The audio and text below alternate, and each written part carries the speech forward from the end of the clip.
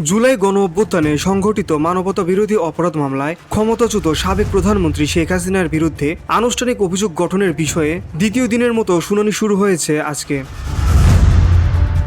এই মামলায় অপর দুই আসামি সাবেক স্বরাষ্ট্রমন্ত্রী আসাদুজ্জামান খান কামাল ও সাবেক আইজিপি চৌধুরী আব্দুল্লাল মামুন। বিচারপতি মোহাম্মদ গোলাম মুর্তজা মজুমদারের নেতৃত্বে গঠিত ৩ সদস্যের আন্তর্জাতিক অপরাধ ট্রাইব্যুনাল ১-এ এই শুনানি শুরু হয়েছে।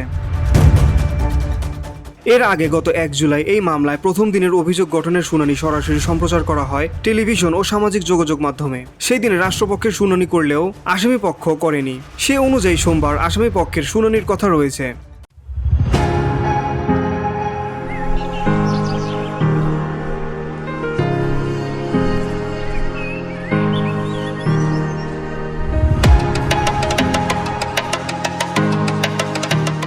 মামলার ফরমাল চার্জ দাখিলের পর ট্রাইব্যুনালের নির্দেশে পত্রিকায় বিজ্ঞাপন দেওয়া হলেও পলাতক শেখ হাসিনা ও আসাদুজ্জামান খান কামালের হাজির না হওয়ায় তাদের পক্ষে আইনজীবী নিয়োগ দেন ট্রাইব্যুনাল। প্রসিকিউশন জানান, অভিযোগ গঠন হয়ে গেলে জুলাইয়ের শেষে কিংবা আগস্টের শুরুতে শুরু হতে পারে মানবতা বিরোধী অপরাধ মামলায় শেখ হাসিনার বিরুদ্ধে সাক্ষ্য গ্রহণ। ভিওটি বাংলা নিউজ ডেস্ক।